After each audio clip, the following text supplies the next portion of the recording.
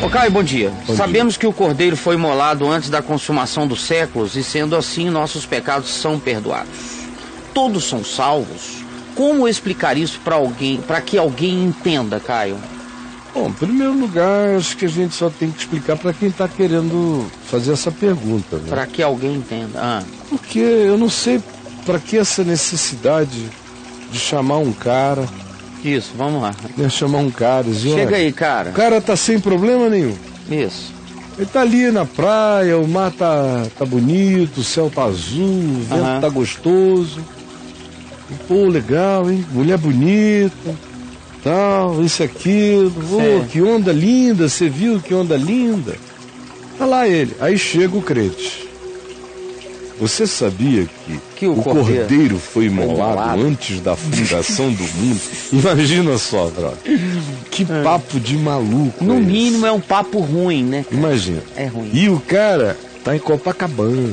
Ele tá numa vibe completamente... Ele não está nem... Se ele tivesse pelo menos numa tumba em Jerusalém.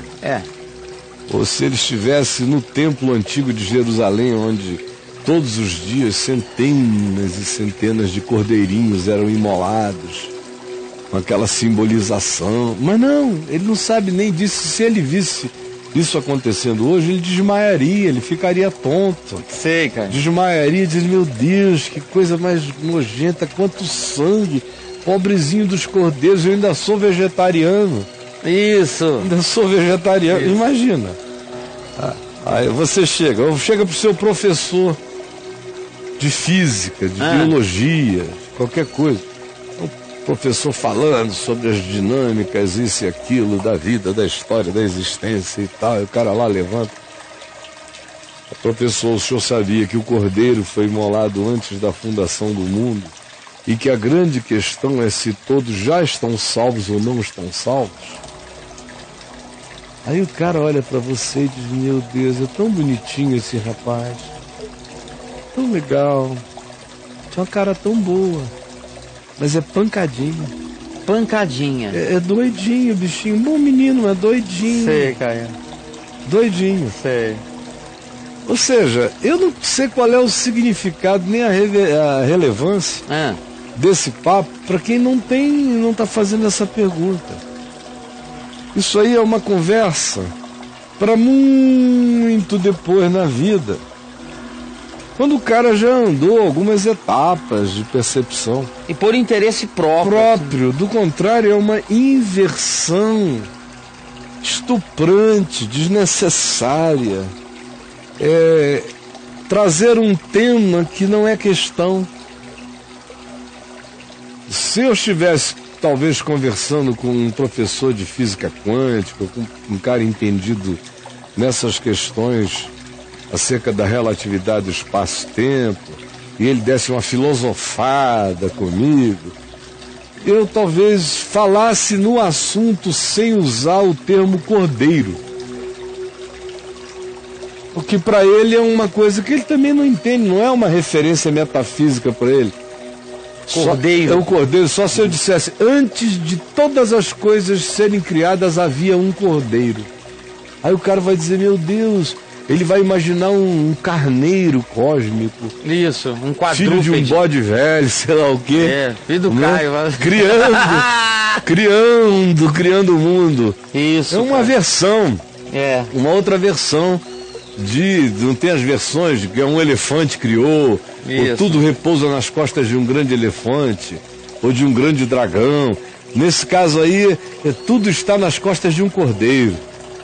Mas são imagens que não fazem sentido, a menos para alguém que esteja dentro dessa cultura judaico-cristã e dentro dessa cultura tenha evoluído em algum tipo de interesse de conhecimento de natureza teológico-espiritual, de desejo de entender textos do Novo Testamento, aí faz sentido. Do contrário, poupe esse cara, meu filho. Por que você tem que entrar numa conversa com um sujeito puxando um assunto desse e já discutindo se todos estão salvos ou não estão salvos? Por que você não deixa esse papo para lá e só começa a conversar com ele sobre o amor de Deus aplicado ao cotidiano. O amor de Deus aplicado ao cotidiano é a única coisa que eu tenho para apresentar aos homens. Foi a única coisa que Jesus disse, que se o mundo visse, o mundo creria. É se nós nos amarmos uns aos outros e se nós aplicarmos o amor de Deus ao nosso cotidiano com o próximo. É o único sinal da veracidade do Evangelho, é essa demonstração. Aí a gente quer viajar metafisicamente para o Cordeiro transhistórico e criar uma arquetipia que o cara não perguntou, não entende, não quer saber, para discutirmos com ele sobre o fato de que está todo mundo salvo ou não, ou só alguns. Para quê? Pra quê? Para quê? Para quê?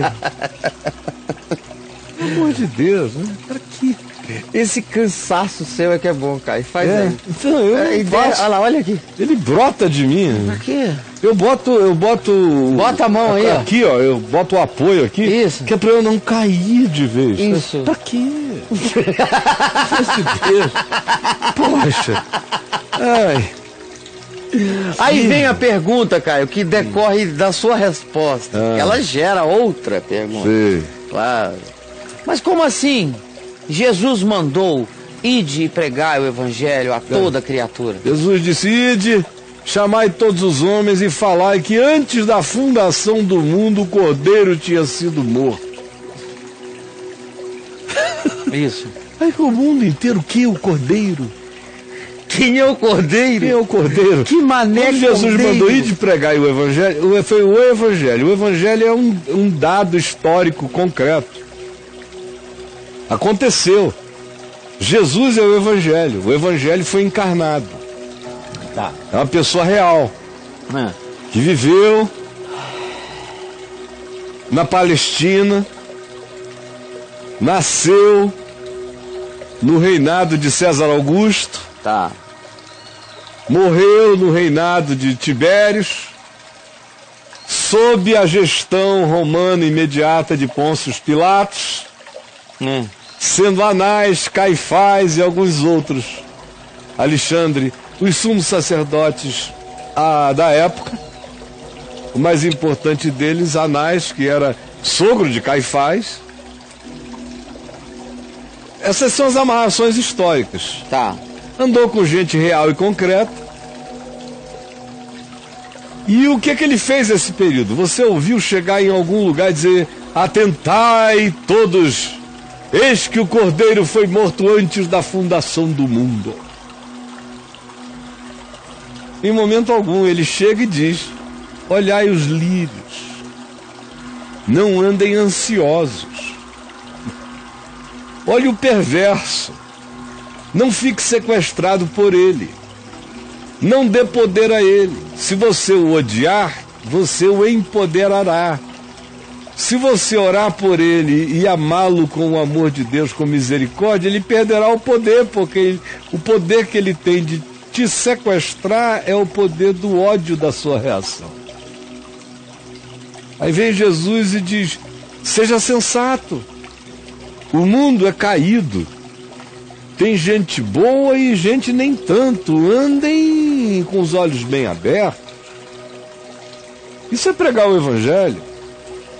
Sejam simples como as serpentes e prudentes como as pombas. Quando orardes, orareis assim. É tendo esta consciência de quem é o Pai. E como todos nós estamos debaixo da mesma realidade de poder. E como o reino de Deus só se manifesta quando eu me submeto à soberania dele. E quanto a perdoar, perdoem a todos. Assim como o vosso Pai Celeste vos perdoa, assim também perdoai vós. De graça. Isso é pregar o Evangelho, é ensinar a palavra, é ensinar o caminho da verdade, da sinceridade. Da não hipocrisia, da não disfarçatez. Isso é pregar o Evangelho. Isso aí, para todo mundo fazendo isso, ensinando a que os homens desistam das suas obras más e se convertam ao caminho do amor que não transgride a lei, porque aquele que ama não anda em transgressão. Isso é pregar o Evangelho. Não é doutrinar, não é catequizar, nem é vir com uma metafísica do cordeiro imolado antes da fundação do mundo. Isso aí a gente começa a conversar com quem deu já muitos outros passos de compreensão, e se o cara precisar desse entendimento adicional. Do contrário, quem está chegando, se não me fizer uma questão de natureza metafísica, e se eu não perceber que ele tem a capacidade de entendimento para alcançar a resposta, não é um assunto, de fato, de mim para ninguém. Em lugar nenhum.